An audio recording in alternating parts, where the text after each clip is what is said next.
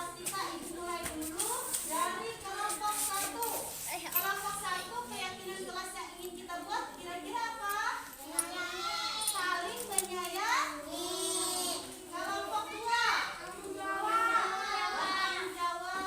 Kelompok 3 apa? Mau apa? Saling menghormati. Kalau kelompok 4 disiplin, betul. Karena kelompok 5 apa? Saling membantu. Nah, jadi ada 5 poin kesepakatan kita tentang keyakinan kelas yang sudah disusun anak-anak Ibu ya. Yang pertama tadi saling menyayangi. Yang kedua yang kedua bertanggung jawab. Yang ketiga saling menghormati. Yang keempat disiplin. Yang kelima saling membantu. Ya, terima kasih ke anak-anak Ibu yang sudah menyusun keyakinan kelas kita pada hari ini. Selanjutnya kita akan membuat keyakinan kelas itu, kita buat, kita tulis dan kita tempelkan di dinding supaya saling mengingatkan.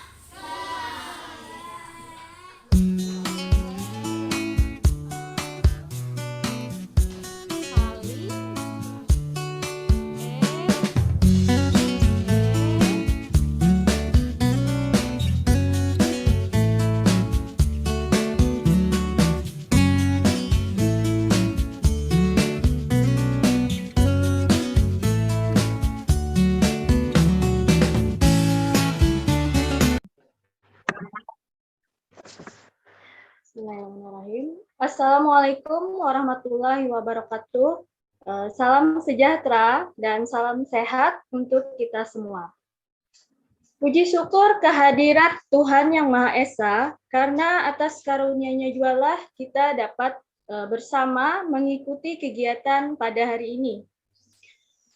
Halo, apa kabar Bapak, Ibu, peserta diklat? Pada pagi hari ini, semoga dalam keadaan baik-baik saja. Semoga kita selalu diberikan kesehatan dan kekuatan dalam setiap aktivitasnya. Baik, langsung saja. Perkenankan saya, Suhartina, sebagai moderator akan memandu jalannya kegiatan kita pada hari ini, yaitu diklat konsep budaya positif dalam aksi nyata. Bersama narasumber hebat, para calon guru penggerak Angkatan 4, yaitu Bapak Ridwan Siddiq SPD. Selamat pagi, Bapak Ridwan. Ya, selamat pagi, Bu. Kemudian yang kedua ada Ibu Pina Mayasari SPD. Selamat pagi, Ibu Pina. Ya, selamat pagi, Bu Suhartina. Kemudian ada Ibu Yesika Media. Selamat pagi, Ibu Yesika. Selamat pagi, Bu. Ya.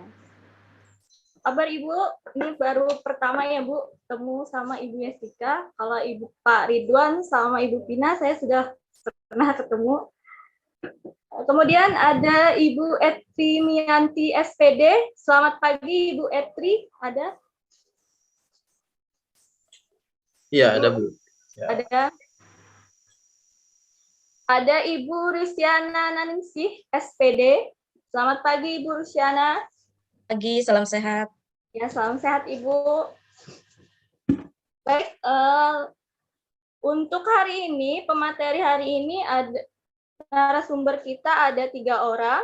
Ya, yang pertama saya akan memperkenalkan profilnya. Ini bisa sharing ya Ibu Aisyah? Bisa kan ya?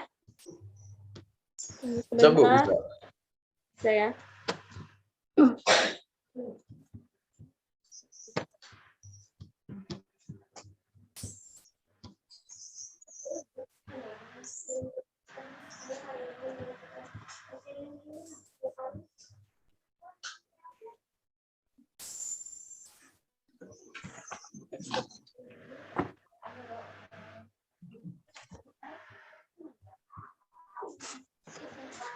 Narasumber kita pada hari ini, untuk materi kita hari ini, ada Ibu, yang pertama ada Ibu Pina Mayasari SPD. Beliau adalah guru di SDN 2 Panarung sebagai guru kelas 1, Ibu Pina Mayasari, SPD. Kemudian pemateri atau narasumber kita yang kedua ada Ibu Yesika Media, SPD, guru sekolah dasar Negeri 4 Panarung, Palangkaraya. Beliau juga sebagai guru kelas. Kemudian pemateri kita yang ketiga ada Ibu Rusiana Ningsih, SPD, guru kelas dari SDN 10 Langkai. Ini ada akun YouTube Ibu Rusiana Ningsih. Oke.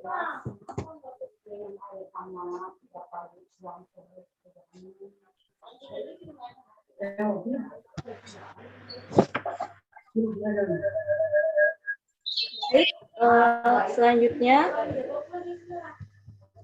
langsung saja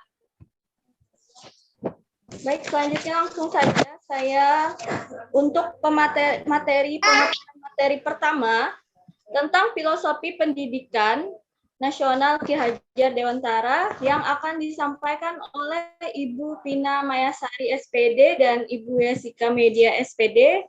Kami persilakan. Baik, terima kasih kepada Ibu Moderator yang sudah menyampaikan sedikit profil kami profil kami dari calon guru penggerak Angkatan 4 Kota Palangkaraya. Sebelumnya saya ucapkan selamat pagi kepada Bapak Ibu peserta kegiatan Diklat Budaya Positif dalam aksi nyata yang dilaksanakan oleh kelompok kerja guru kelas Kecamatan Pahandut dan Sebangau Kota Palangkaraya. Pertama-tama saya mengucapkan terima kasih kepada kelompok kerja guru kelas Kecamatan Pahandut dan Sebangau yang sudah memfasilitasi kami dari calon guru penggerak Angkatan 4 Kota Palangkaraya untuk melaksanakan pengimbasan kepada Bapak Ibu guru semua. Jadi perlu kami sampaikan, kami berlima di sini menyampaikan materi mengenai Diklat Budaya Positif di sekolah, yang mana kami yakin Bapak Ibu guru yang sudah hadir di sini atau Bapak Ibu kepala sekolah yang hadir pada kesempatan kali ini mungkin sebenarnya bisa lebih baik daripada kami. Jadi kami di sini bukan kesannya seperti mentor atau menggurui Bapak Ibu semua. Kami hanya berbagi karena memang pada pendidikan guru penggerak ini kami selaku calon guru penggerak diharuskan untuk mengimbaskan apa yang sudah kami pelajari pada pendidikan guru penggerak ini kepada Bapak Ibu guru semua. Nah, kami bersyukur dalam kesempatan ini KKG Guru Kelas Kecamatan Pahandut dan Sebangau sudah memfasilitasi kami untuk mengimbaskan mengenai budaya positif yang harus kita laksanakan di sekolah. Nah, ini juga sejalan dengan program dari kementerian, yaitu Menteri Pendidikan kita mengenai proses pembelajaran Merdeka Belajar. Nah, dari kegiatan ini nanti kami di sini hanya sebagai pemateri menyampaikan materi, kemudian teorinya. Jadi Bapak Ibu guru yang berada di Kecamatan Pahandut dan Sebangau ini yang akan mengimplementasikannya di kelas Bapak Ibu guru semua dan di sekolah Bapak Ibu guru semua.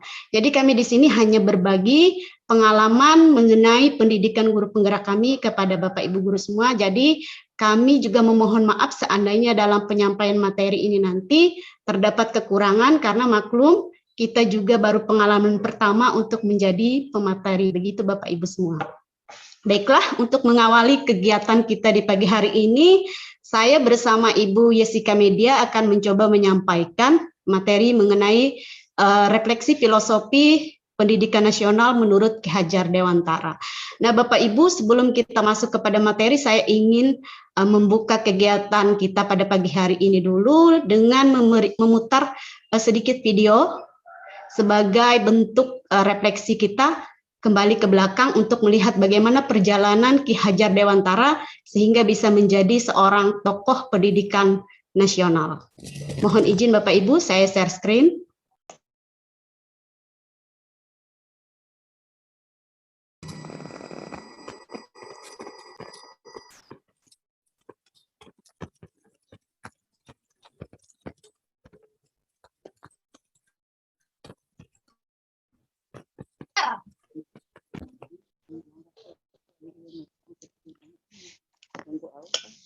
Bukan dia nih ke koman ya. Yuk.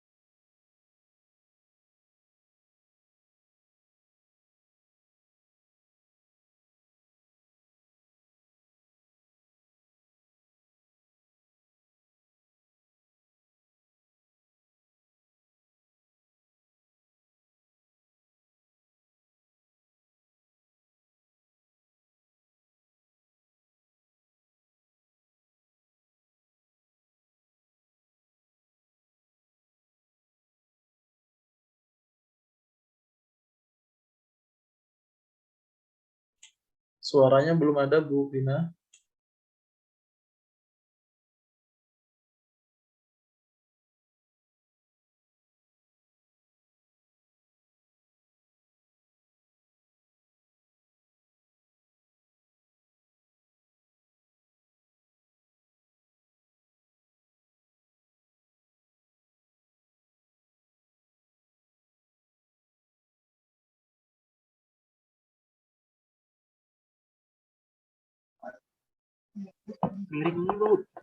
Suaranya Ibu Pina.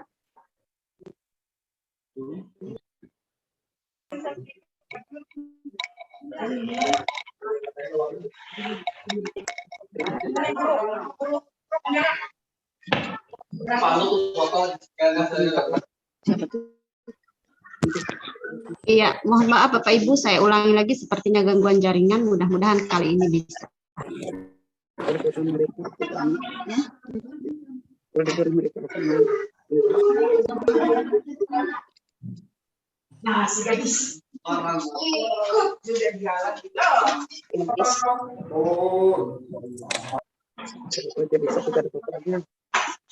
kelasnya jagain. Salam dan bahagia, Bapak Ibu calon guru penggerak. Video ini akan menggambarkan tentang pendidikan zaman kolonial, sekaligus menjadi pengantar bagi Anda untuk berefleksi kembali perjalanan pendidikan Indonesia dari zaman kolonial hingga saat ini.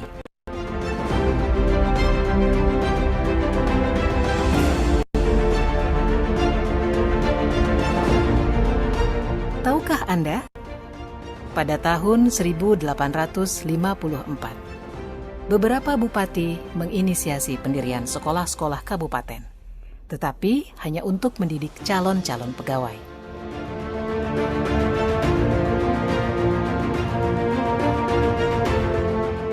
Kemudian tahun yang sama, lahirlah sekolah-sekolah Bumi Putra yang hanya mempunyai 3 kelas. Rakyat hanya diberikan pengajaran membaca, menulis, dan berhitung seperlunya, dan hanya mendidik orang-orang pembantu dalam mendukung usaha dagang mereka.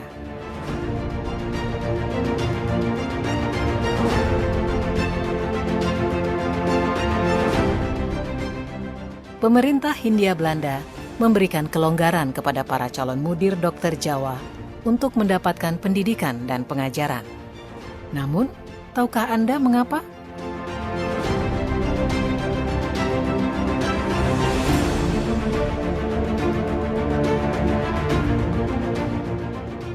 Pada tahun 1920, lahirlah cita-cita baru yang mengimpikan perubahan radikal dalam pendidikan dan pengajaran.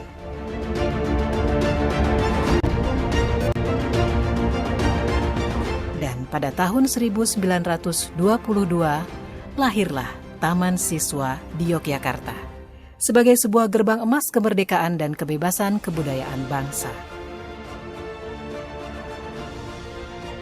Taman Siswa ada sebagai jiwa rakyat untuk merdeka dan bebas.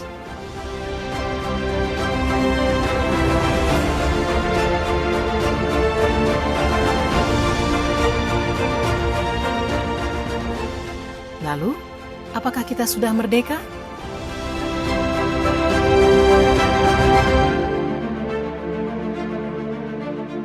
Video ini adalah pengantar menuju video kedua, Filosofi Pendidikan Ki Hajar Dewantara. Salam dan bahagia.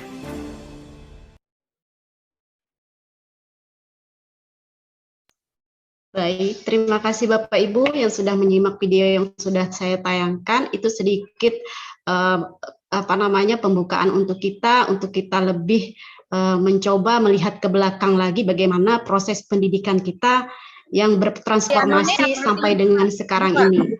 Jadi kita lihat pada video tersebut bagaimana perjuangan para tokoh-tokoh pendidikan, termasuk di dalamnya ada Raden Ajeng Kartini dan juga Bapak pendidikan kita yaitu Ki Hajar Dewantara yang sudah memperjuangkan hak kita sebagai manusia untuk memperoleh pendidikan yang setara, tidak hanya boleh dienyam oleh kalangan-kalangan tertentu, tapi seluruh rakyat Indonesia sudah memiliki hak untuk menempuh pendidikan. Dan sekarang kita sudah pada zaman ini dan kita sudah diberikan program dari pemerintah bahwa anak-anak harus belajar di sekolah dan program wajib belajar yaitu 9 tahun dari tingkat SD, SMP, dan SMA.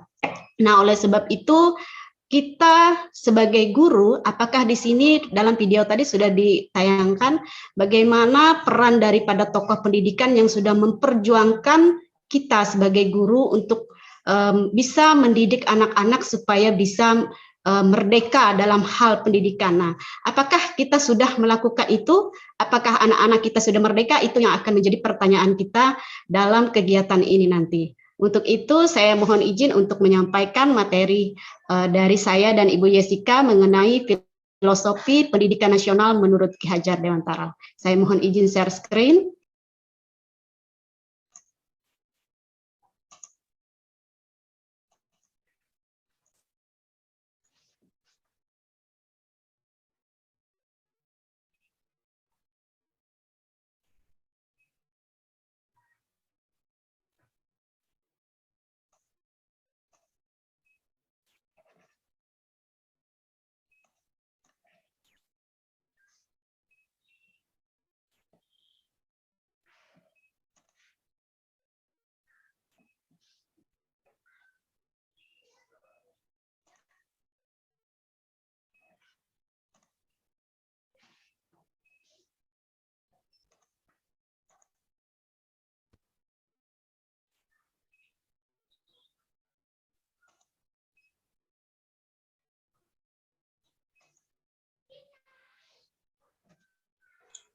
Sudah terlihat, Bu. Baik, iya, terima kasih Pak Ridwan.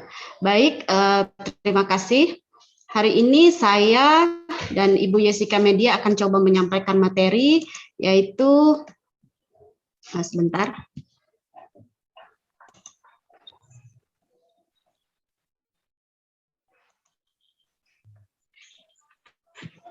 Iya, materi yang akan coba kami sampaikan bersama Ibu Jessica Media yang pertama adalah Filosofi Pendidikan Nasional Ki Hajar Dewantara. Nah, di sini saya, Ibu Pina Mayasari bersama rekan saya, Ibu Jessica Media akan mencoba memaparkan apa saja filosofi pendidikan nasional Ki Hajar Dewantara yang harus kita terapkan pada pembelajaran kita baik di kelas maupun di lingkungan sekolah kita. Nah, di sini kami berdua adalah CGP atau calon guru penggerak Angkatan 4 Kota Palangkaraya yang sedang menempuh pendidikan pendidikan selama 9 bulan bersama rekan-rekan lainnya. Ada 30 CGP Angkatan 4 Kota Palangkaraya yang sedang menempuh pendidikan selama 9 bulan dan baru berjalan 2 bulan. Hanya baru menyelesaikan 1 modul dan rencana di bulan Februari kita lanjut kepada modul kedua. Mudah-mudahan kami dapat menyelesaikan pendidikan guru penggerak ini dengan hasil yang memuaskan, dan ilmu yang kami dapatkan tentunya tidak hanya mengendap pada kami saja, tetapi tentunya akan kami coba bagikan kepada Bapak Ibu guru semua agar dapat mengikuti apa saja materi dari guru penggerak ini untuk dapat disampaikan kepada Bapak Ibu, sehingga perubahan yang terjadi tidak hanya bagi kami guru penggerak, tetapi bagi seluruh kita guru yang ada di Kota Palangkaraya pada khususnya dan di Indonesia pada umumnya. Semoga dengan program guru penggerak ini kami bisa menjadi berbagi pengalaman dan pengetahuan kami untuk Bapak Ibu semua, sehingga perubahan akan terjadi khususnya di kota cantik kita, Kota Palangkaraya. Baiklah Bapak Ibu semua, kita akan masuk kepada materi yang pertama. Sebelum itu kita mungkin lebih mengenal lebih dalam dulu kepada Ki Hajar Dewantara. Nah Bapak Ibu, tadi sudah dijelaskan pada video, beliau adalah seorang tokoh pendidikan yang berperan di dalam memperjuangkan kemerdekaan kita sebagai rakyat Indonesia untuk memperoleh hak kita sebagai manusia untuk dalam hal pendidikan ini. Nah, jadi Ki Hajar Dewantara ini merupakan tokoh pendidikan yang sering kita peringati pada Hari Pendidikan, yaitu pada tanggal 2 Mei ya, diperingati Hari Pendidikan. Ini adalah pelopor dari Ki Hajar Dewantara. Beliau lahir pada tanggal 2 Mei tahun 1989. Nah, beliau juga sempat menjabat sebagai Menteri Pendidikan pertama di Indonesia pada era pemerintahan Presiden Soekarno-Hatta. Jadi beliau adalah Menteri Pendidikan pertama. Nah, beliau sangat menjunjung tinggi untuk filosofi pendidikan kita, bahwa seorang guru tidak bisa hanya melakukan kegiatan pembelajaran tanpa melakukan kegiatan kemerdekaan bagi anak. Jadi guru harus bisa menjadi memerdekakan anak, yaitu kita sebagai guru harus mampu menuntun anak-anak untuk menjadi seorang anak yang selamat dalam hal pendidikannya, dalam hal pengetahuannya, tetapi juga selamat terhadap tingkah laku, budi pekertinya, dan juga sehingga dalam kehidupan anak-anak kita di masa akan datang, mereka terjun ke masyarakat, mereka akan mampu menjadi seorang manusia yang seutuhnya, yang selamat, dan memiliki kebahagiaan yang setinggi-tingginya. Baik Bapak Ibu, itu sekedar pengantar dari Ki Hajar Dewantara. Selanjutnya kita akan masuk kepada materi berikutnya. Nah, di sini kerangka pemikiran Ki Hajar Dewantara. Nah, apa saja kerangka pemikiran Ki Hajar Dewantara yang harus kita pelajari pada kesempatan kali ini agar mampu kita terapkan nanti pada saat pembelajaran di kelas ataupun kita terapkan di lingkungan sekolah kita? Yang pertama adalah asas pendidikan. Nah, di dalam asas pendidikan ini akan terdapat berbagai macam kesempatan bagi kita sebagai guru untuk belajar bagaimana kita menerapkan proses pendidikan itu di lingkungan belajar kita, baik di kelas maupun di lingkungan sekolah. Dan yang kedua adalah dasar-dasar pendidikan. Nah, dari pemikiran Ki Hajar Dewantara ini kita juga akan belajar dasar-dasar dari pendidikan tersebut untuk dapat kita pahami bersama dan kita terapkan di kelas kita nanti Bapak Ibu.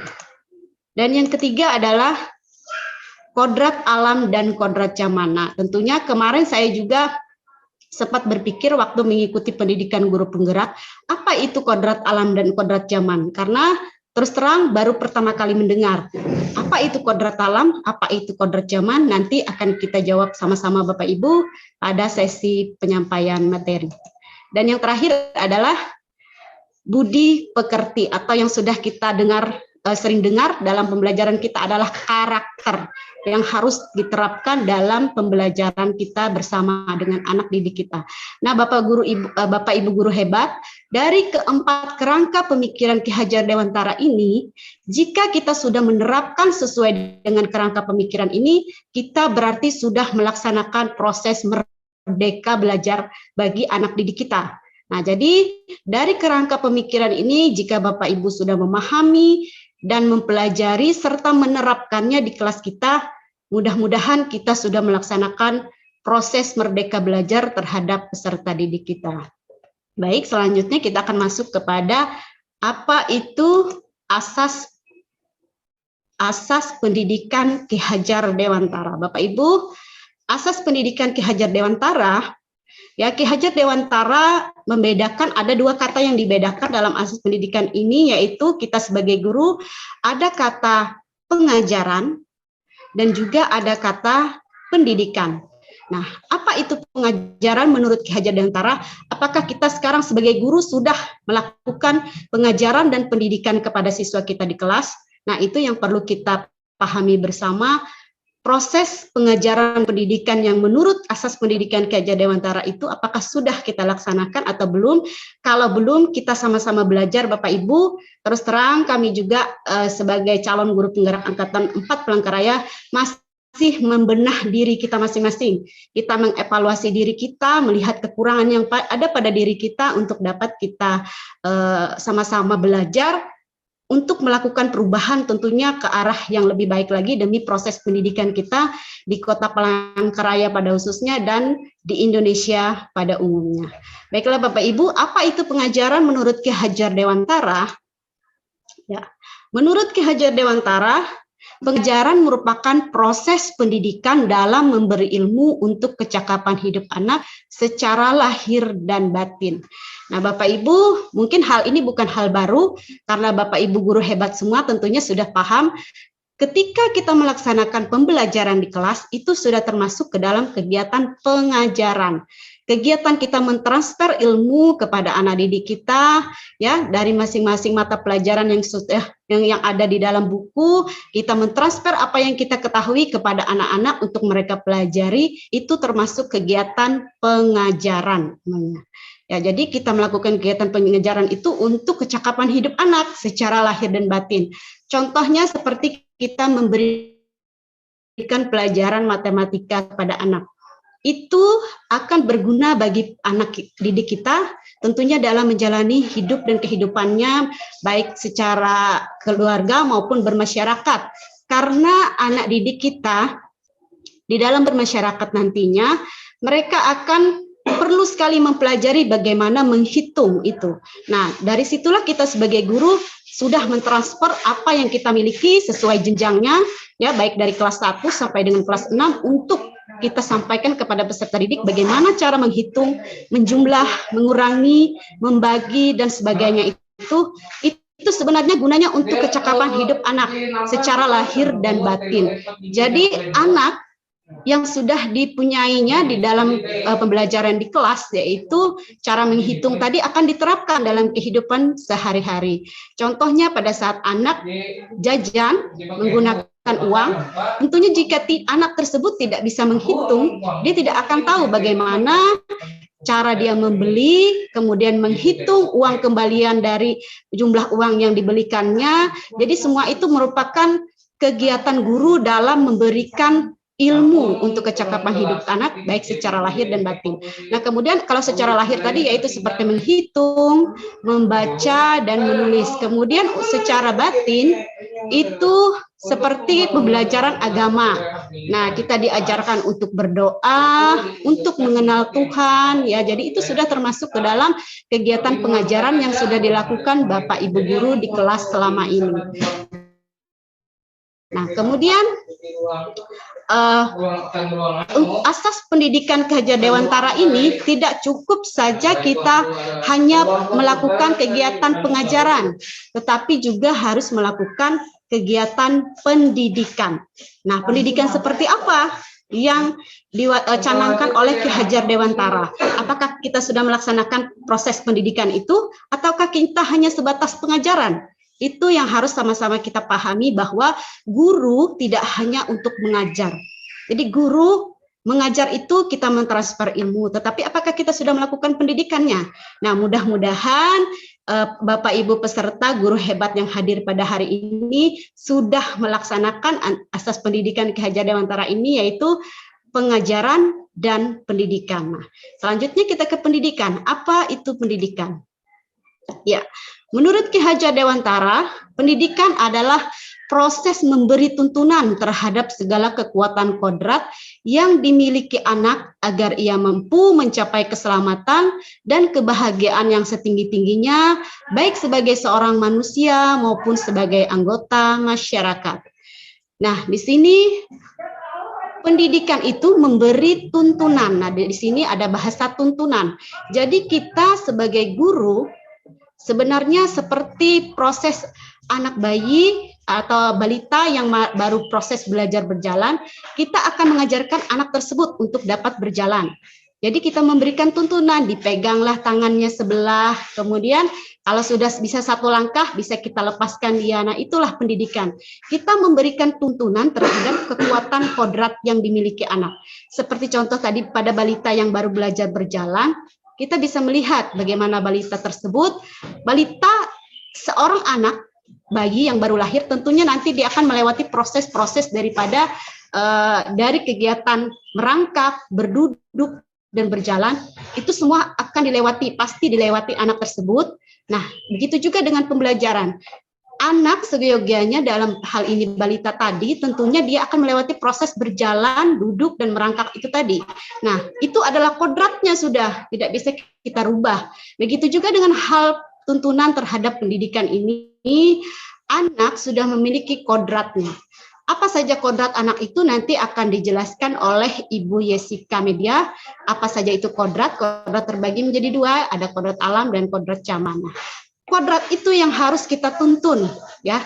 Anak-anak harus sesuai kodrat itu. Jadi kita tidak bisa memaksakan seperti kita melakukan pengajaran, kita memberikan pengetahuan kepada siswa, semuanya kita berikan. Tetapi apakah kita menuntun anak tersebut dalam kegiatan pembelajaran itu? Ataukah kita guru hanya sebatas memberikan ilmu tanpa kita bisa melihat apakah anak itu senang dengan pelajaran itu? Ataukah anak itu bosan dengan teknik pembelajaran kita? Apakah anak itu merasa pembelajaran itu tidak penting? Nah, itu yang perlu kita lakukan sebagai seorang guru.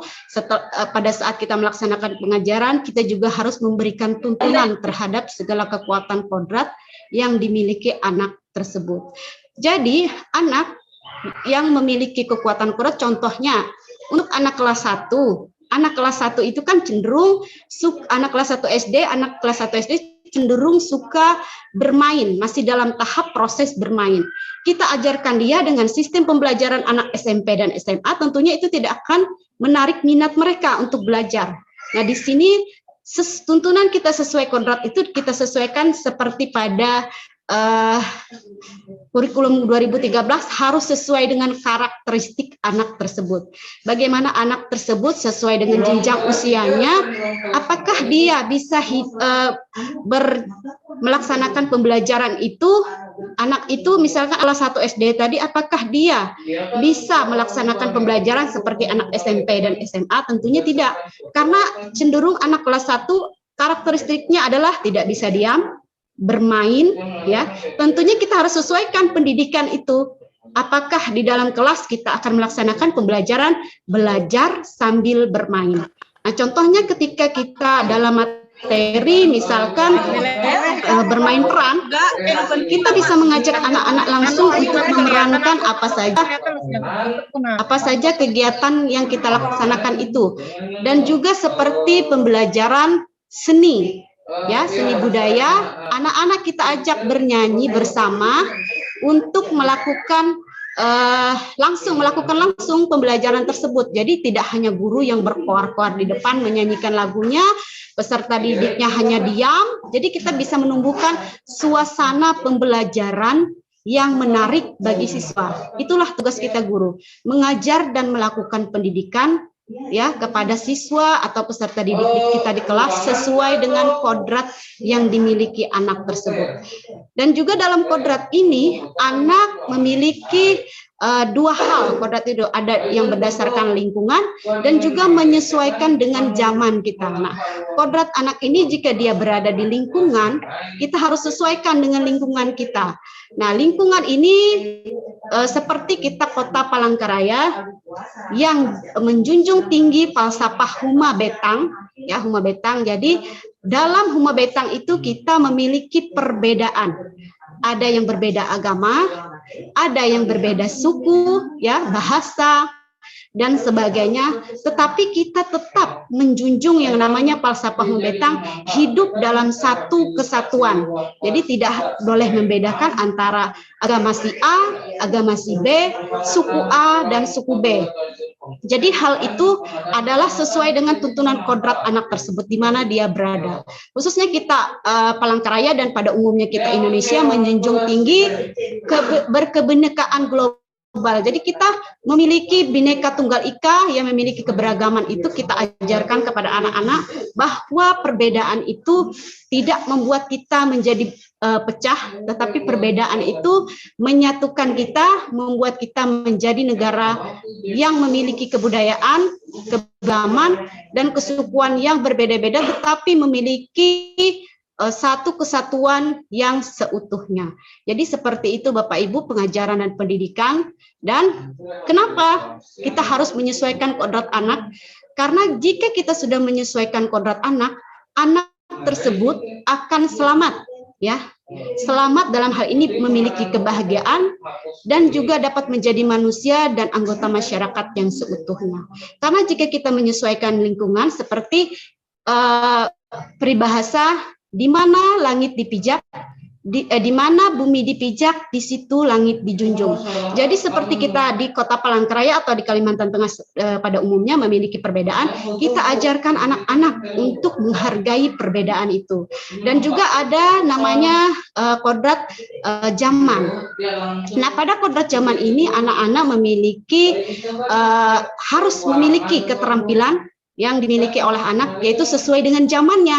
Jika pada era 90-an mungkin anak-anak masih tidak menggunakan gadget, sekarang bisa menggunakan gadget. Nah, tugas kita sebagai guru adalah mengarahkan anak-anak itu untuk dapat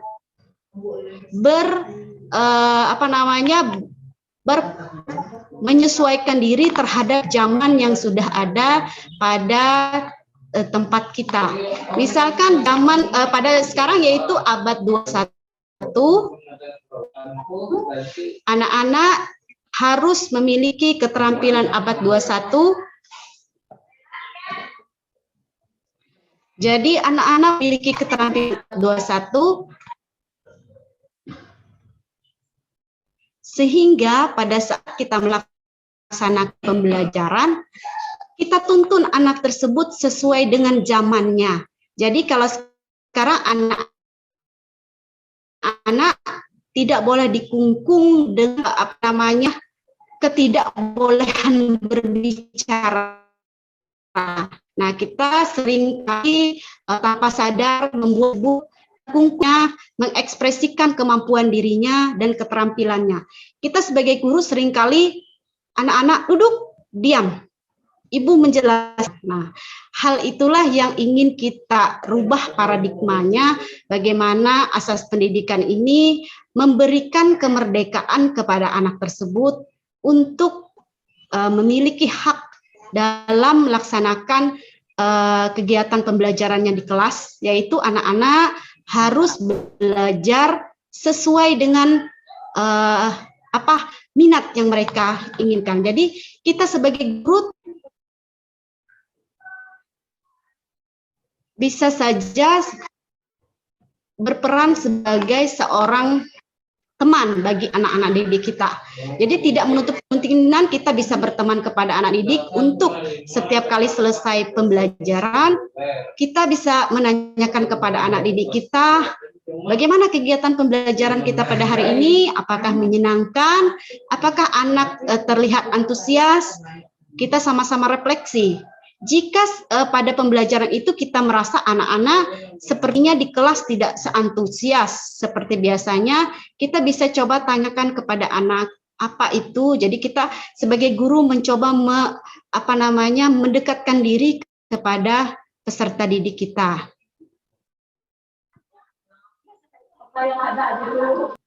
Ya, kemudian ketika kita menjadi seorang guru, apa saja yang kita lakukan di kelas itu harus sesuai kodratnya, jadi tidak bisa kita paksakan anak tersebut untuk bisa menjadi seorang yang kita inginkan.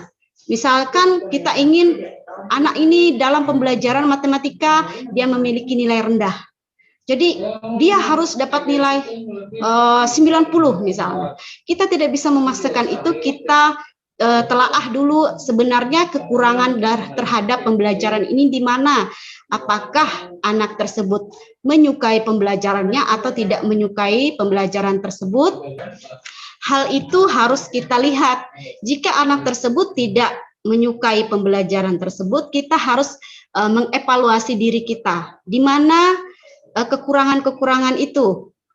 Ya, di mana kekurangan-kekurangan itu kita sama-sama mencari, misalkan oh ternyata metode pembelajaran yang kita ajarkan monoton, yang itu-itu saja setiap hari sehingga anak didik kita bosan terhadap pembelajaran itu. Kita bisa berinovasi, kita sudah diberi hak oleh Menteri Pendidikan kita untuk merdeka belajar. Boleh memilih metode pembelajaran seperti apapun. Ya, boleh asalkan tujuannya adalah untuk meningkatkan kemampuan peserta didik kita di kelas. Jadi tidak hanya metode ceramah, tidak hanya metode penugasan yang kita gunakan, tetapi banyak sekali metode atau model pembelajaran yang bisa kita laksanakan di kelas sehingga kita bisa secara maksimal memberikan tuntunan terhadap kekuatan anak. Misalkan ada anak yang memiliki kemampuan lebih di antara teman-temannya, masing-masing anak saya yakin memiliki itu.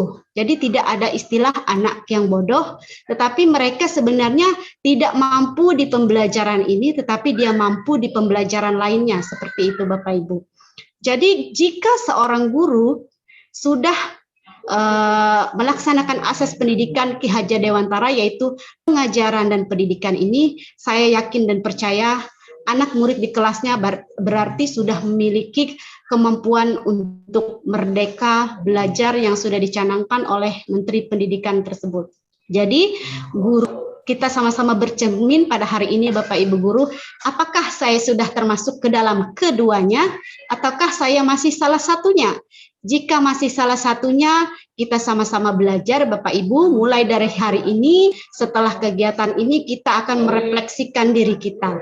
Ternyata saya kemarin hanya satu yang sudah saya laksanakan menurut asas pendidikan Ki Hajar Dewantara ini. Ternyata asas pendidikan harus menguasai dua, pengajaran dan pendidikan. Nah, jadi tidak hanya mentransfer ilmu saja kepada peserta didik, ya dari A sampai Z sudah habis dijelaskan kepada peserta didik. Sering kita bertanya, kenapa anak ini seperti ini terus? Leha anak gitu, secara datun peningkatan. Nah, sering kita bertanya-tanya seperti itu. Ya, kenapa hal itu terjadi? Kita tidak merefleksikan diri kita. Kita mungkin sedikit ego, ya, karena kita tidak mau merefleksikan diri kita, melihat mengevaluasi diri kita, apa sebenarnya yang menjadi kekurangan pada diri kita sehingga anak-anak tersebut tidak bisa menerima proses pembelajaran di kelas. Nah, dari hari ini Bapak Ibu, masing-masing kita akan mengevaluasi diri kita, apakah selama ini pembelajaran yang sudah saya laksanakan di kelas sudah menerapkan asas pendidikan Ki Hajar Dewantara tersebut, apakah belum, apakah hanya salah satu atau bahkan tidak keduanya. Tapi saya yakin Bapak Ibu yang ada pada kegiatan pagi hari ini tentunya memiliki kemauan yang kuat untuk merubah diri kita tentunya ke arah yang lebih baik. Jadi kita dalam kesempatan ini bersama-sama belajar apakah kita seorang guru yang sudah menerapkan pembelajaran yaitu pengajaran dan pendidikan ataukah masih belum. Kita akan sama-sama belajar merubah stigma kita, paradigma kita bahwa belajar itu tidak mesti harus di ruang kelas. Ya Bapak Ibu, seringkali kita juga merasa belajar harus duduk di kelas, di atas meja, keluarkan pensil, buku, dan alat tulis lainnya, mencatat, atau mendengarkan ibu guru atau bapak guru. Nah, padahal kegiatan pembelajaran itu tidak mesti harus di dalam kelas. Kita bisa berbaur, membawa anak-anak belajar di lingkungan tempat sekolah kita, atau juga bisa berbaur, anak bisa diminta, apalagi sekarang kita dalam proses PJJ, anak bisa diminta untuk belajar di lingkungan rumahnya. Contohnya di sekolah, di kelas, kita bisa membawa anak didik kita, misalkan ini materi pembelajaran kelas 4, daur hidup kupu-kupu. Ya, jadi kita bisa melihat di lingkungan sekitar atau kita mengenal jenis-jenis daun. Kita bisa mengajak anak didik kita keluar ruangan, melihat lingkungan sekitar, pasti ada tanaman di sekitar lingkungan tempat anak kita sekolah, ada daun apa, bentuk daun menjari, bentuk daun menyirip, ya. Nah, itu bisa kita ajak anak-anak untuk belajar, tidak hanya mesti di kelas, tapi bisa belajar di luar kelas. Saya yakin anak-anak pasti senang kalau kita ajak belajar secara menyatu dengan lingkungan yang ada di sekitar. Misalkan pada saat sekarang Bapak Ibu kita proses pembelajaran jarak jauh, kita bisa meminta anak-anak, kita buat LKPD untuk anak-anak bekerjanya. Misalkan anak-anak kelas 4, 5, 6, kelas tinggi bisa melakukan meneliti daur hidup hewan. Contohnya kupu-kupu misalkan. Jadi anak-anak yang berada di lingkungan rumahnya bisa mencari, lihat di lingkungan rumahnya adakah tanaman yang mungkin di belakang daun itu ada seperti gumpalan-gumpalan yang seperti ulat. Ya, nah itu kan kita bisa melihat apakah dia akan berubah menjadi kupu-kupu. Proses itu dari ulat kemudian jadi kepompong kupu-kupu itu bisa dilaksanakan anak didik kita di sekitar lingkungan rumah. Saya yakin dan percaya anak didik pasti merasa senang untuk melakukan pembelajaran seperti itu. Dibanding kita hanya memoto tugas, kemudian kita share lewat grup WA anak murid, kemudian anak-anak kerjakan, jam sekian dikumpulkan. Itu akan membuat anak didik kita merasa tidak memahami materi yang pertama, kemudian dia merasa tidak memiliki kemerdekaan. Jadi jika kita memberikan lembar kerja pada peserta didik kita, mereka mengolah dan meneliti apa yang ditugaskan pada lembar kerja tersebut, saya yakin anak-anak akan enjoy belajarnya. Mereka senang, mereka tidak merasa tertekan terhadap tugas-tugas yang diberikan oleh Bapak Ibu guru semua.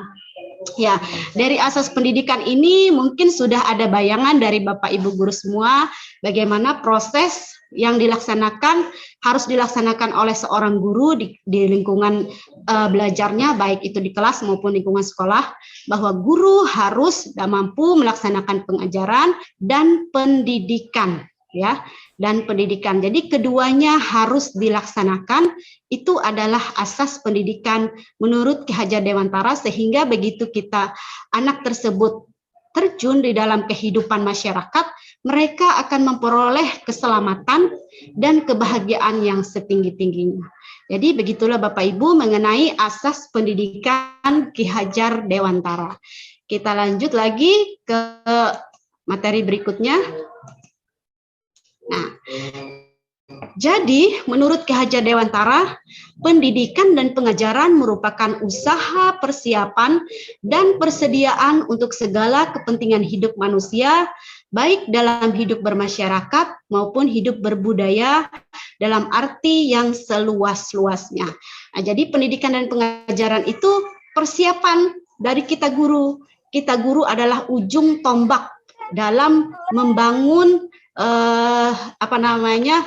kepentingan anak tersebut dalam hidup bermasyarakat maupun hidup berbudaya dalam lingkungan masyarakat nantinya. Jadi kita sebagai guru adalah ujung tombak bagaimana kita melaksanakan pendidikan dan pengajaran kita bersama anak didik kita di kelas, itu harus benar-benar kita laksanakan, kita terapkan agar anak ini selamat. Nah, selamat dalam hal ini adalah kita sudah sering melihat di berbagai media, baik televisi maupun media-media lainnya, berita prihatinnya kita, kasus-kasus ya yang mencerminkan bagaimana seseorang memiliki pola pikir pendek, melakukan kejahatan. Nah, ini adalah suatu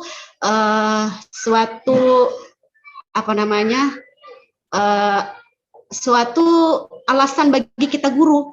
Kenapa kita harus menyiapkan pendidikan dan pengajaran itu? Karena kita tidak ingin anak didik kita yang nantinya terjun di masyarakat akan melakukan kegiatan atau melakukan aksi-aksi yang tidak sesuai dengan pri kemanusiaan dan tidak sesuai dengan aturan-aturan negara kita, dan juga tidak sesuai dengan norma-norma hidup kita sebagai rakyat Indonesia yang bermasyarakat dan juga hidup di negara hukum yang memiliki aturan-aturan tersebut. Nah, jika anak tersebut sudah kita laksanakan pengajarannya, apakah pendidikannya sudah diterapkan? Itu yang seringkali kita lupakan. Anak-anak hanya kita lakukan pengajaran, tetapi pendidikannya, proses menuntun anak ini menuju ke arah yang lebih baik itu kadang-kadang kita sedikit terlupa. Jadi marilah kita bersama-sama melaksanakan pendidikan dan pengajaran itu untuk dapat kita terapkan di kelas kita, agar tujuannya tidak lain agar anak didik kita bisa menjadi manusia ya yang hidup di dalam masyarakat, memiliki budaya, berbudaya, dan ya dalam arti seluas-luasnya. Berbudaya ini maksudnya seperti kita, saya yakin Bapak Ibu guru semua sudah mengajarkan anak didiknya bagaimana cara kita mengelola sampah. Nah, di dalam kelas ya seperti waktu kita sebelum PJJ ini sempat kita belajar PTMT kemarin, kita mengajarkan peserta didik untuk salah satu contohnya membuang sampah pada tempatnya. Nah, membuang sampah pada tempatnya itu adalah salah satu cara kita untuk mendidik anak tersebut akan kebersihan dan mencintai lingkungan. Nah, itu merupakan suatu pendidikan. Nah, jadi pendidikan itu adalah proses menuntunnya. Menuntun jika ada sampah anak-anak, sampah ya yang ada di sekitar tempat duduknya harap dibuang ke dalam bak sampah. Anak-anak seyogianya anak-anak itu akan tentunya dengan sendirinya akan berbudaya. Berbudayanya seperti itu. Tidak lagi meminta kita, tidak lagi diminta untuk membuang sampah, tetapi begitu dia melihat sampah, dia akan secara refleks mengambil dan membuangnya ke dalam bak sampah. Nah, jadi seperti itu. Jadi dia berbudaya. Begitu juga dengan salam, sapa, ya seperti itu. Kalau bertemu Bapak Ibu guru, bertemu teman, mereka bisa mengucapkan salam, harus menyapa. Itu adalah pendidikan Bapak Ibu guru. Jadi kita sebenarnya tanpa sadar sudah melakukan pengajaran dan pendidikan. Cuman kita masih belum memahami bahwa pengajaran dan pendidikan itu sama pentingnya. Jadi tidak ada pengajaran dulu baru pendidikan, tidak bisa. Mereka berjalan bersama-sama dalam tumbuh kembang anak tersebut sehingga nantinya proses pengajaran yang diterima anak dapat diterima mereka, dan pendidikan itu juga dapat menyerap ke dalam mereka sehingga mereka bisa mampu menjadi manusia seutuhnya yang hidup berbudaya. Nah, seperti kita di dalam kelas, anak didik kita biasakan untuk mengetuk pintu sebelum masuk ke dalam rumah atau ke dalam kelas atau ke tempat mana saja. Itu merupakan suatu pendidikan, ya, pendidikan bagaimana anak itu harus menyikapi dirinya ketika berada di tempat lain, ya. Kemudian itu sudah sesuai kodrat kita, yaitu kodrat alam kita hidup di negara Indonesia yang menjunjung tinggi norma-norma dan juga adat kesopanan. Nah, jadi seperti itu Bapak Ibu, kita mengajarkan tidak hanya bla bla bla materi disampaikan, tetapi kita lihat bagaimana anak tersebut, apakah dia sudah berbudaya dalam hal positif yang kita lakukan di sekolah ataukah belum, seperti itu. Nah, selanjutnya pendidikan adalah tempat persemaian benih-benih kebudayaan dalam masyarakat. Ki Hajar Dewantara memiliki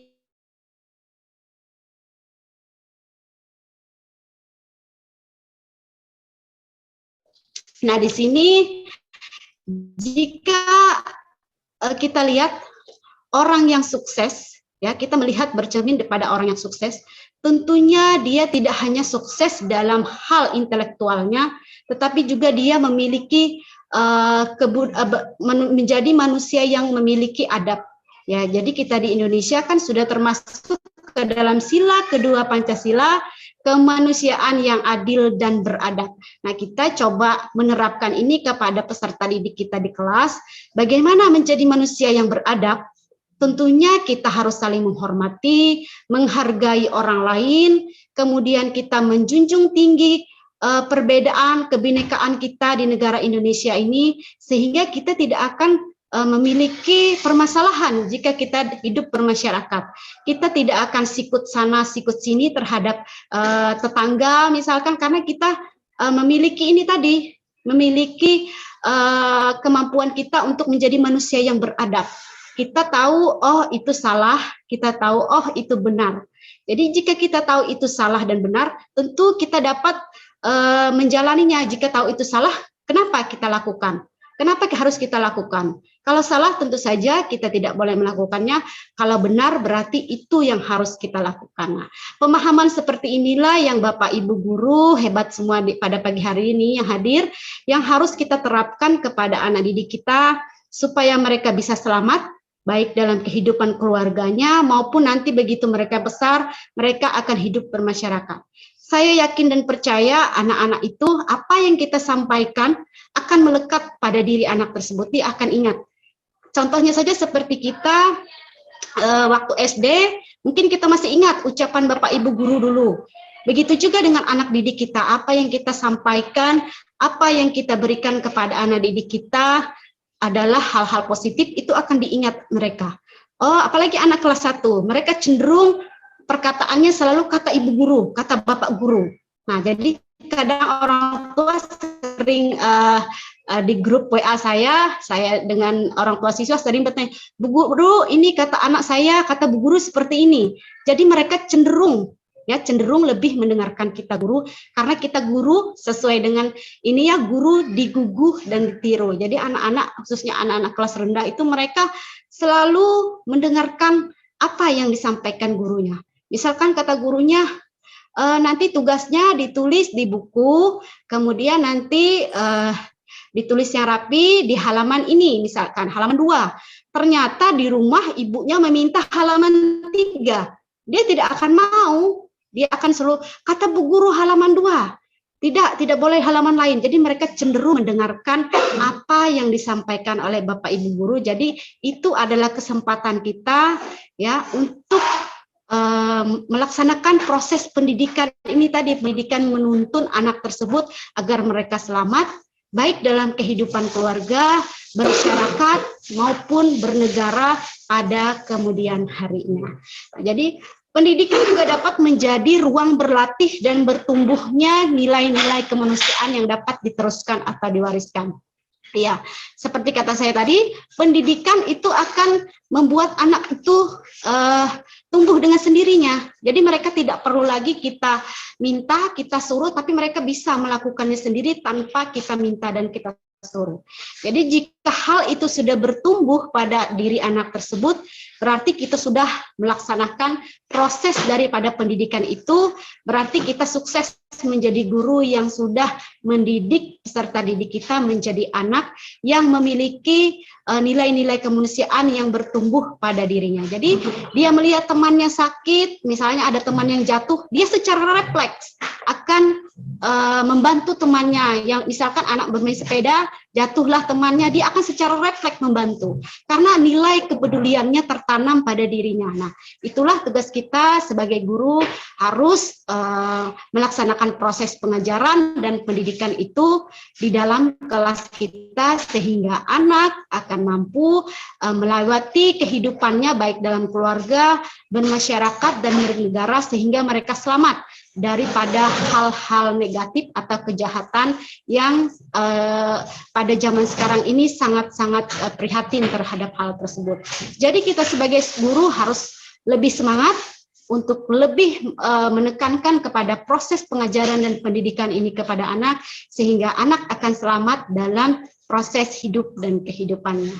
Demikian Bapak Ibu untuk asas pendidikan, yaitu pengajaran dan pendidikan ini tadi. Bagaimana Ki Hajar Dewantara sudah membedakan arti kata pengajaran dan pendidikan. Jadi tidak hanya proses pengajaran, tetapi pendidikan juga selaras dengan pengajaran. Sehingga anak tersebut, walaupun dia cerdas secara intelektual, kadang kita bisa terjadi hal seperti itu. Kita lihat kasus-kasus di kelas, ada anak yang pintar dalam hal intelektual, pengetahuan, ya, dalam hal materi pembelajaran, tetapi dia, apakah dia sudah sesuai dengan nilai-nilai kemanusiaan, nilai-nilai norma kita? Apakah dia seorang anak yang memiliki tingkah perilaku yang sesuai dengan norma? Kadang-kala kita sering melihat hal seperti itu. Jadi anak pintar dapat nilai tinggi, tapi tingkah lakunya dilihat. Apakah dia buang sampah sembarangan? Apakah dia setiap kali masuk kelas mengetuk pintu, mengucapkan salam terhadap gurunya? Apakah dia menghargai perbedaannya dengan temannya? Apakah dia suka mengejek temannya? Nah, itu yang harus kita rubah. Anak pintar juga lakunya bagus. Jadi itu yang kita harapkan Bapak Ibu. Jadi anak memiliki intelektual yang bagus, juga tingkah lakunya harus juga sangat bagus dalam hidup dan kehidupannya di masa akan datang. Nah, selanjutnya Bapak Ibu kita masuk kepada penjelasan yang kedua, yaitu dasar-dasar pendidikan menurut Ki Hajar Dewantara. Nah, tadi adalah asas-asas pendidikan. Kita harus sebagai seorang guru harus mengajar dan mendidik siswa atau peserta didik kita. Sekarang adalah dasar-dasar pendidikan. Nah, dalam dasar-dasar pendidikan ini Ki Hajar Dewantara, kita sudah mendengar ada semboyan dari Ki Hajar Dewantara. Ada 3 semboyan yang mendasari dari pendidikan Ki Hajar Dewantara dalam proses beliau mendirikan sekolah taman siswa yang di Yogyakarta itu. Beliau mendasari pendidikan itu, yang pertama adalah ya, Ingarso Sungtulodo. Nah, apa itu Ingarso Sungtulodo? Terus terang, saya juga belum mengerti sebenarnya ini, karena ini adalah bahasa dari Jawa ya, karena beliau adalah suku Jawa. Jadi beliau membuat dasar-dasar pendidikan itu dari ini, Ingarso Sungtulodo. Nah, walaupun saya orang Dayak, tapi saya juga tetap harus belajar arti dari bahasa Jawa ini. Ya, yang kedua adalah Ingmadyo Mangunkarso. Nah, ini yang kedua. Nanti saya akan jelaskan apa itu arti dari Ingmadyo Mangunkarso. Dan yang ketiga adalah Tutwuri Handayani. Nah, ini. Jadi ketiga ini adalah dasar-dasar pendidikan yang harus kita terapkan sebagai seorang guru menurut Ki Hajar Dewantara. Jika kita mampu menerapkan 3 dasar pendidikan ini, berarti kita sudah menerapkan proses merdeka belajar kepada siswa kita. Nah, selanjutnya saya akan menjelaskan secara rinci apa itu Ingarso Sungtulodo dan apa itu Ingmadyo Mangunkarso, apa itu Tutwuri Handayani. Karena kita sebagai seorang tenaga pendidik sering mendengar Tutwuri Handayani. Logo kita di atas surat kita selalu ada gambar logo lambang kabupaten, lambang kota kita Palangkaraya, dan juga Tutwuri Handayani. Sebenarnya apa itu Tutwuri Handayani dan kedua dasar pendidikan ini? Nanti selanjutnya akan saya jelaskan. Iya. Nah, Ingarso Sungtulodo, ya, Ingarso Sungtulodo itu artinya di depan kita menjadi teladan. Kita sebagai seorang guru atau seorang pendidik harus mampu menjadi contoh bagi peserta didik kita, ya. Baik sikap maupun pola pikirnya, ya, pola pikir kita akan menjadi teladan bagi peserta didik kita. Teladan menjadi kata kunci keberhasilan dalam kegiatan belajar. Di mana ketika seorang pendidik memiliki sikap yang baik, maka peserta didik pun akan mengikuti sikap gurunya. Seperti yang saya sampaikan tadi di awal, anak atau peserta didik kita cenderung mengikuti apa baik perkataan, cara berpikir kita, mereka akan ikuti kalau mereka memang sudah kita lakukan proses pendidikan itu, mereka akan mengikuti kita.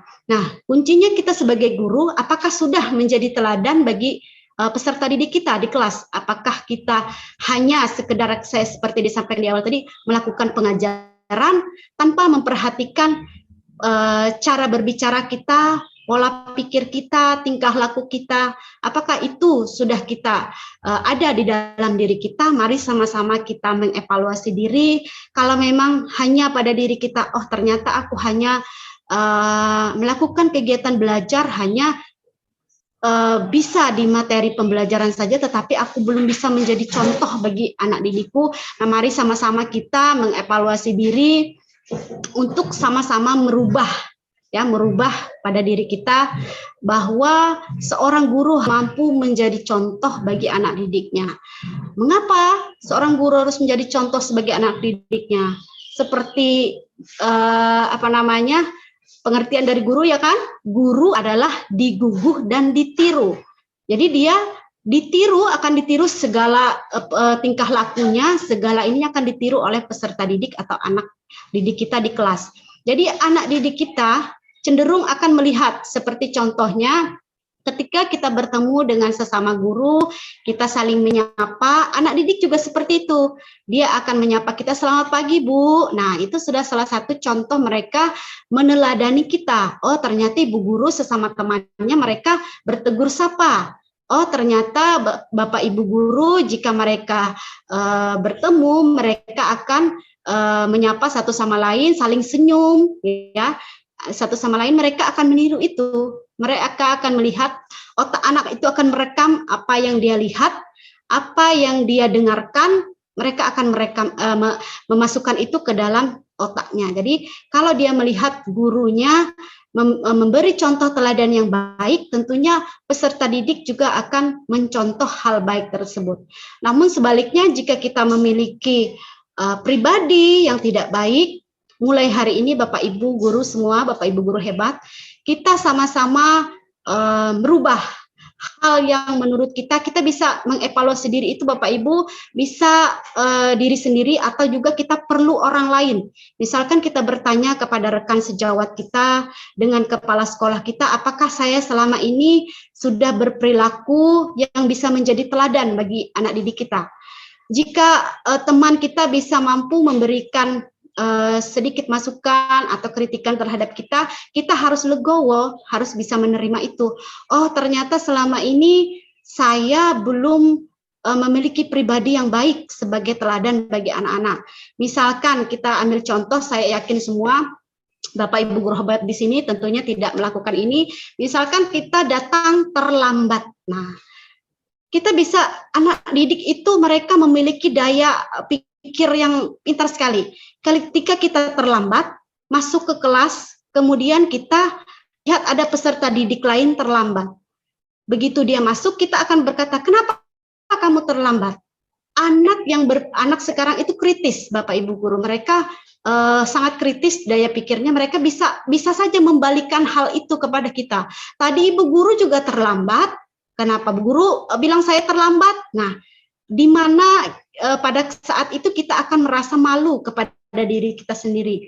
Ya, kita menegur peserta didik kita untuk bisa lebih baik, tapi ternyata kita juga sama seperti mereka, ya, belum menerapkan pribadi yang baik itu tadi. Jadi jika kita melakukan suatu melakukan sesuatu yang seyogianya tidak bisa menjadi teladan bagi anak didik kita, mari kita sama-sama merefleksikan diri kita, mengevaluasi diri kita.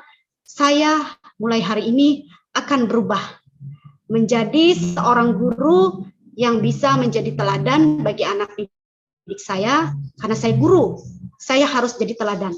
Teladan dalam hal apa? Tentu saja dalam hal berbudaya positif di lingkungan sekolah kita.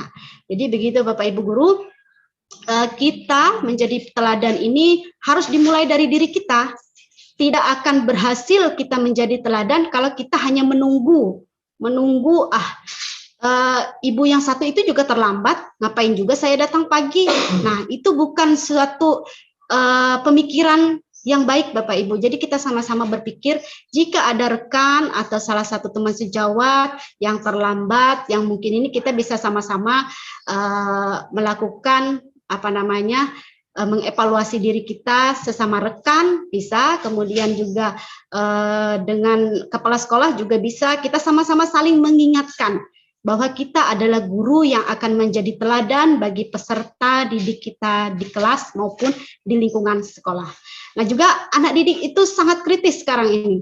Seringkali saya masuk ke kelas, anak didik itu sangat memperhatikan kita sekali Bapak Ibu Guru. Dari cara kita berpakaian, cara kita berjalan, mereka sudah bisa menirukannya. Mereka kadang-kadang bisa, kalau kita lihat pada jam-jam istirahat dulu sebelum kita PJJ, anak-anak itu bisa, ada yang suka ngolok-ngolok, jalan ibu seperti ini, ibu A seperti ini, bapak B seperti ini. Jadi mereka cenderung menirukan, ya.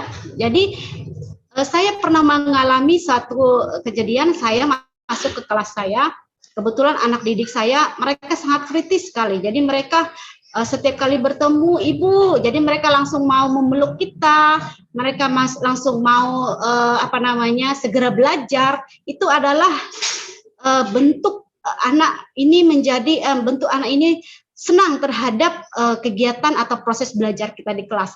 Jadi begitu saya masuk kelas, ada siswa peserta didik yang berkata, Bu Guru, hari ini lipstiknya warna orange ya.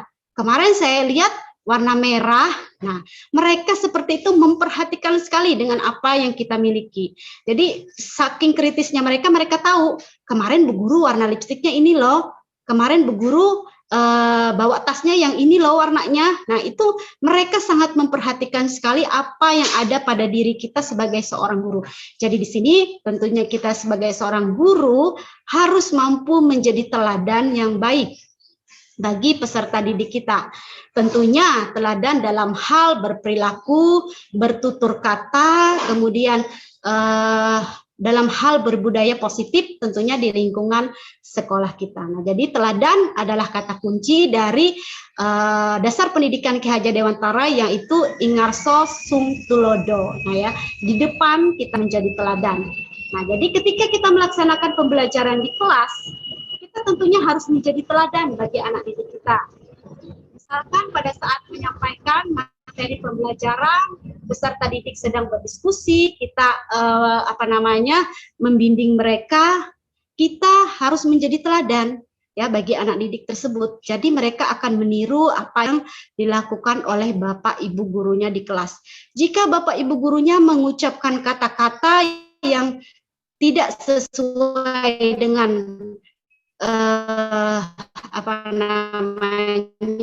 norma-norma atau aturan, tentunya peserta didik cenderung akan menyikapi, kenapa Bapak Ibu guru bilang seperti itu?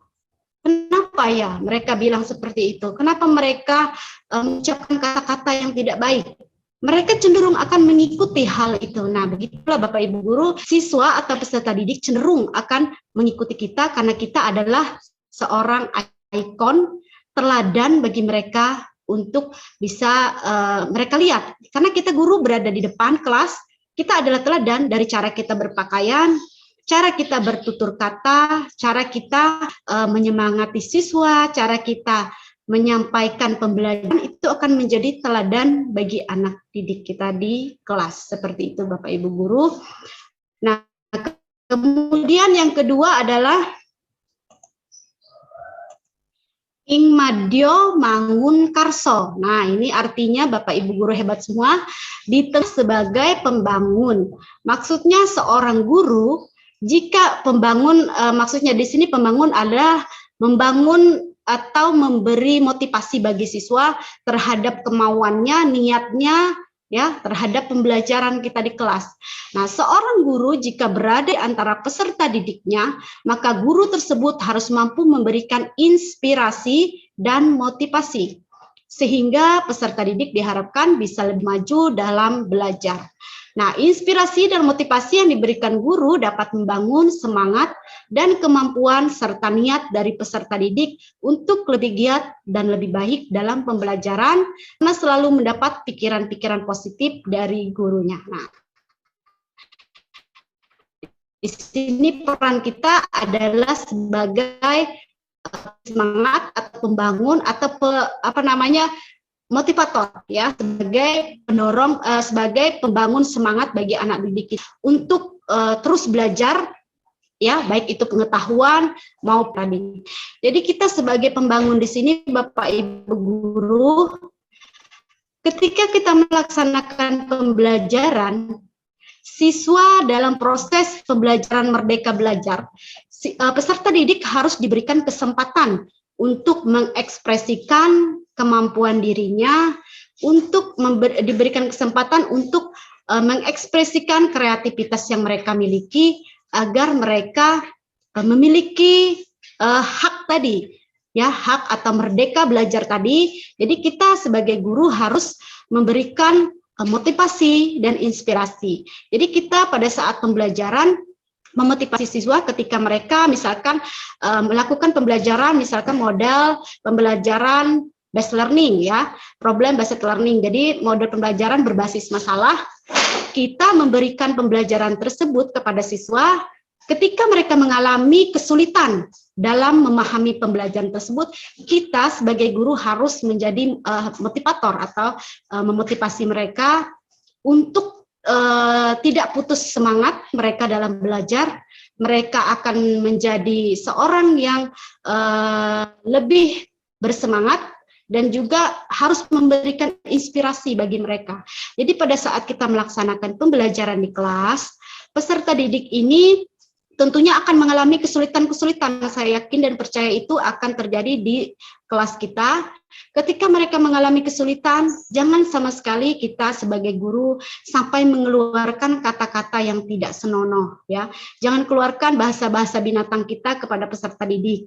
Jadi kita sebagai guru tentunya harus memberikan motivasi kepada anak tersebut untuk dapat terus belajar atau terus menggali potensi yang ada pada diri mereka untuk lebih baik lagi. Jadi pada saat mereka menemui kesulitan, kita bimbing mereka, kita kasih clue misalkan.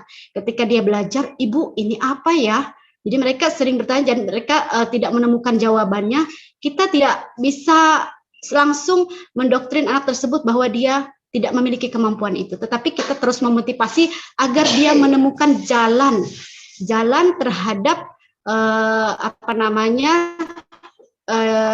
pembelajaran yang mereka tidak ketahui tadi. Kita memberikan jalan untuk mereka supaya mereka tidak putus asa dalam mempelajari pelajaran tersebut. Jadi seperti itu Bapak Ibu, tidak boleh keluar bahasa-bahasa binatangnya terhadap peserta didik, apalagi kita sebagai guru harus menggunakan kata-kata motivasi terus kepada peserta didik kita agar mereka semakin bersemangat untuk belajar. Kalau kita memberikan kata-kata yang bersifat negatif, saya yakin peserta didik besok dia tidak akan mau sekolah lagi. Dia akan, malas aku ke sekolah, katanya sama orang tuanya. Ibu gurunya marah-marah terus. Salah sedikit aku ini dibilangnya bodoh. Nah, itu merupakan suatu bentuk kita sebagai guru tidak melakukan merdeka belajar tadi. Kita anak misalkan dia melakukan kegiatan praktikum. Ketika anak-anak melakukan praktik demonstrasi, misalkan pada materi apa seperti itu, ada terjadi kesalahan, dia tidak sesuai dengan prosedur yang kita langkah-langkah yang terdapat dalam LKPD-nya, kita tidak bisa langsung menjudge anak itu bahwa dia salah. Tetapi kita tanya terlebih dahulu jalan proses punya dia seperti apa, ya. Siapa tahu anak tersebut adalah seorang anak yang jenius. Punya kita langkah-langkah di LKPD-nya, urutannya seperti ini, punya dia ada langkah lain, tetapi ternyata hasilnya jauh lebih memuaskan dari yang sudah kita buat di langkah-langkah pembelajaran tersebut. Jadi bisa saja anak tersebut, oh ternyata dia jenius. Dia bisa memecahkan masalah ini dengan metode lain, dengan waktu yang singkat. Nah, jadi tidak bisa kita terpaku hanya, tidak boleh keluar dari ini, dari langkah-langkah ini. kalau keluar dari langkah-langkah ini maka salah. Itu tidak bisa kita lakukan Bapak Ibu. Jadi kita memberikan kebebasan mereka untuk melakukan kreativitas mereka sendiri supaya mereka tumbuh daya pikirnya, kemudian tumbuh juga kreativitasnya sehingga mereka keluar potensi yang dimiliki mereka tersebut. Potensi anak-anak itu cenderung mengendap saja di dalam diri mereka jika kita hanya melakukan pembelajaran satu arah. Ya, seperti guru hanya menjelaskan di depan bla bla bla bla, murid atau anak peserta didik kita di kelas mendengarkan. Mereka cenderung seperti dikungkung terhadap kebebasannya. Jadi kita bisa memberikan mereka motivasi. Ayo, misalkan, Andi, kamu memiliki jalan untuk menyelesaikan ini seperti apa? Kita sama-sama berdiskusi dengan siswa, memberikan mereka kesempatan untuk mengungkapkan apa yang menjadi pikiran mereka dalam menyelesaikan terhadap materi pembelajaran kita di kelas. Jadi kita sebagai guru harus menjadi motivasi dan inspirasi bagi peserta didik kita tersebut. Jadi jika kita sudah mampu motivasi siswa, siswa akan senang. Mereka akan senang belajar. Aku senang belajar dengan Ibu A, beratkan ya. Karena Ibu itu kalau kita ada salah, Ibu nggak marah. Ibunya kalau kita salah, kita diajarkan. Seperti ini jalannya. Nah itu. Jadi anak didik kita akan senang. Dia akan senang, dia akan merindukan kita. Dia akan, kalau ibu gurunya tidak hadir, kemana ya ibu gurunya? Aduh, kalau ibu guru nggak ada, kita nggak ramai belajarnya. Nah, anak didik kadang seperti itu kritis mereka berpikir. Jadi mereka akan menyampaikan pendapat mereka secara langsung. Jadi mereka kalau dia senang, senang. Kalau dia tidak senang, anak itu cenderung akan menampakkan pada tingkah lakunya jika dia tidak senang terhadap pembelajaran kita pada hari itu. Demikian Bapak Ibu untuk Ingmadio Mangunkarso. Kita lanjut lagi kepada yang ketiga, dasar pendidikan tadi, yaitu tuturi handayani. Ya, kita sudah sering melihat lambang tuturi pada kop-kop surat-surat kita. Jadi surat-surat kita sering dilihat ada lambang logo kabupaten kotanya, Kota Palangkaraya, ada logo tuturi di sebelah kanannya. Apa itu tuturi? Kita tahu lambangnya, kita tahu logonya itu, tapi apa makna dari tuturi itu? Nah, jadi di sini tuturi handayani memiliki arti di belakang memberikan dorongan atau arahan. Maksudnya adalah seorang pendidik tidak boleh memaksakan kehendak kepada anak didiknya. Anak yang masih belajar sebaiknya dibiarkan mencari jalannya sendiri.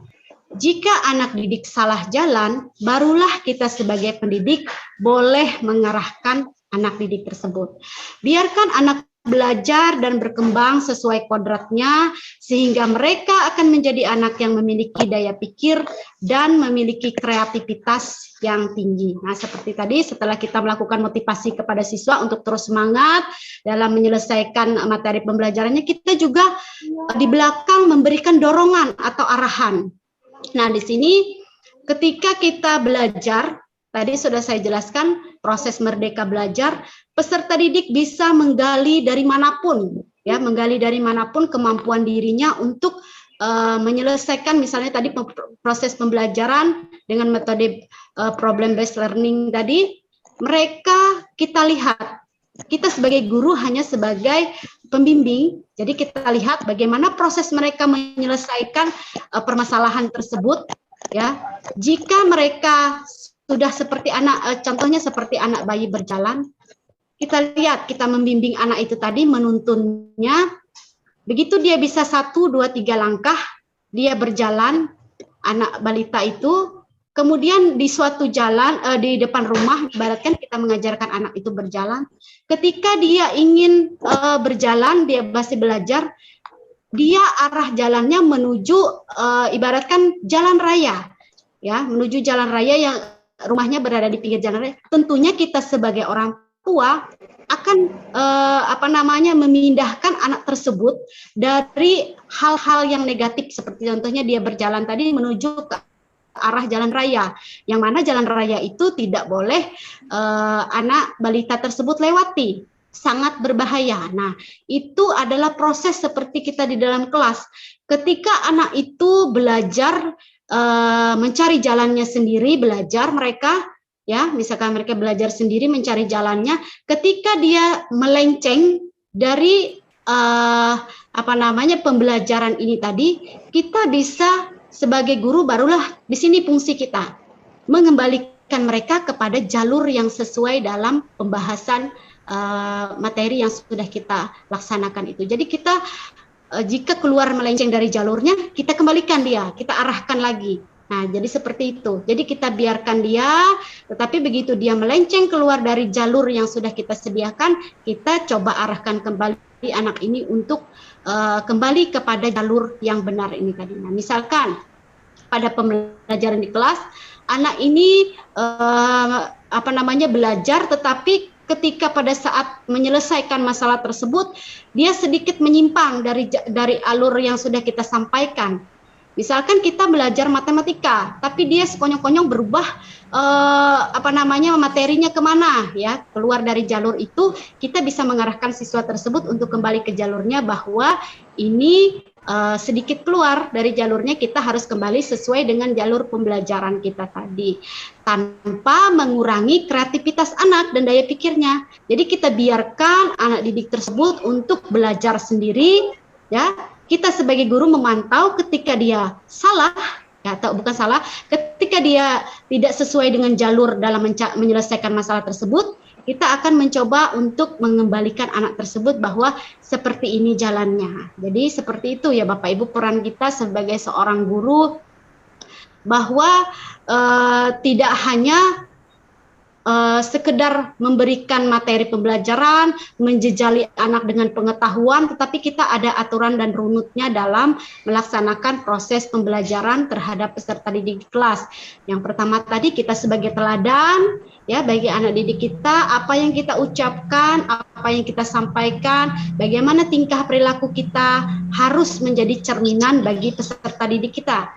Ya, jadi menjadi cerminan peserta didik, karena anak pada zaman sekarang ini sangat kritis. Kita tidak bisa membatasi cara berbicara mereka. Ketika dia tidak senang, dia akan sampaikan itu. Dia akan sampaikan apa yang menjadi kemauan dan kehendak. Nah, jadi kita di kelas itu tidak mengungkung kebebasan peserta didik kita dalam belajar.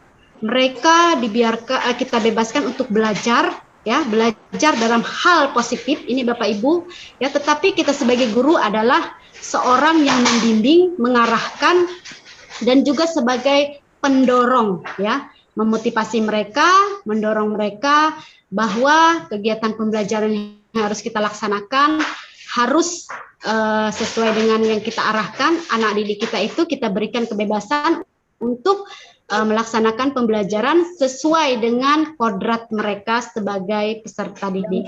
Jadi seperti anak kelas rendah, karakternya adalah suka bermain. Jadi kita bisa menyampaikan, kita bisa melakukan pembelajaran itu dengan metode belajar sambil bermain.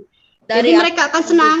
Jadi kalau kita bawa, misalkan kita menyanyikan lagu, materi kita menyanyikan lagu kepala, pundak, lutut, kaki, ya. Jadi kita bisa ajak anak-anak untuk melakukan gerak dan aksinya langsung. Misalkan Bu Guru, kita berdiri di sini ya Bu Guru, mereka pasti punya pendapatnya sendiri, ya. Mereka pasti punya, Bu Guru, bagaimana kalau kita menyanyinya di depan kelas Bu Guru, atau kita di lapangan Bu Guru, biar kita bergeraknya bebas. Nah, jadi biarkan anak untuk mengembangkan kreativitas dan kemauan mereka dalam belajar. Jadi kita sebagai guru hanya mengarahkan, menuntun jalan mereka untuk menjadi manusia yang selamat, ya, manusia yang baik, sehingga mereka selamat dalam hidup dan kehidupannya, baik dalam lingkungan keluarga, kemudian lingkungan masyarakat, dan juga tentunya di lingkungan negara kita, negara kesatuan kita, Republik Indonesia. Jadi kita harus menjunjung tinggi apa saja tadi nilai-nilai budaya kita yang ada di daerah kita, seperti nilai budaya kita, khususnya di Kalimantan Tengah, filosofi Huma Betangnya harus lebih kita tanamkan kepada anak didik kita sejak dini, bahwa hidup saling menghormati, menghargai satu sama lain itu adalah kehidupan yang indah. Tidak akan menimbulkan konflik, tidak akan menimbulkan isu-isu di masyarakat. Kita akan hidup berjalan sesuai dengan alurnya. Tapi jika kita tidak menanamkan hal-hal tersebut kepada peserta didik kita, mereka cenderung akan keluar dari jalurnya. Jadi mereka tidak akan tahu bagaimana caranya menghargai orang lain, bagaimana mereka menghormati perbedaan kita di tengah kehidupan kita, kondisi kita di Kota Palangkaraya pada khususnya dan Kalimantan Tengah pada umumnya yang memiliki berbagai perbedaan itu. Kita harus menanamkan sejak dini bagaimana menghargai, menghormati perbedaan itu, sehingga anak didik kita nanti tidak lagi mereka di kelas, mereka tidak membeda-bedakan sesama temannya, baik dari segi kulit, suku, ras, tidak lagi dibedakan. Mereka akan selamat ya dalam hidup dan kehidupan, baik di dalam keluarga, masyarakat, dan bernegara seperti kita, Negara Kesatuan Republik Indonesia. Iya, jadi ada 3 tadi ya dasar pendidikan kita. Ingarso Sung Tulodo ya di depan sebagai teladan, Ing Madio Mangunkarso di tengah kita sebagai motivasi sebagai mun. Kemudian yang ketiga adalah Tutwuri Handayani yang artinya di belakang memberikan dorongan atau arahan. Nah, hal itu kita lakukan kapan? Ya pada saat kita melaksanakan pembelajaran, pada saat kita berada di tengah-tengah siswa, kita harus melakukan itu Bapak Ibu. Agar kenapa kita lakukan itu? Yaitu tadi tujuan dari dasar dari filosofi Ki Hajar Dewantara adalah supaya anak itu bisa menjadi manusia yang bisa hidup berbaur di masyarakat, ya, menjadi seorang anak manusia yang hidup berbaur di masyarakat, sehingga dia memperoleh keselamatan dari hal-hal yang tidak kita inginkan, seperti hal-hal negatif ya, seperti itu. Jadi mereka jika sudah tertanam sejak dini bagaimana cara bersikap, bagaimana cara mereka menjadi manusia, itu akan tertanam pada mereka. Saya yakin dan percaya mereka atau anak didik kita akan memperoleh keselamatan dan kebahagiaan yang setinggi-tingginya.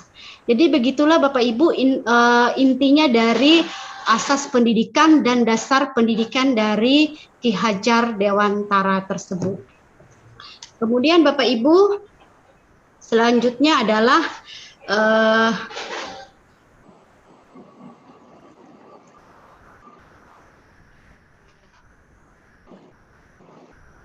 nanti untuk materi berikutnya yaitu kodrat alam dan kodrat zaman, serta materi yang selanjutnya akan disampaikan oleh Ibu Jessica Media.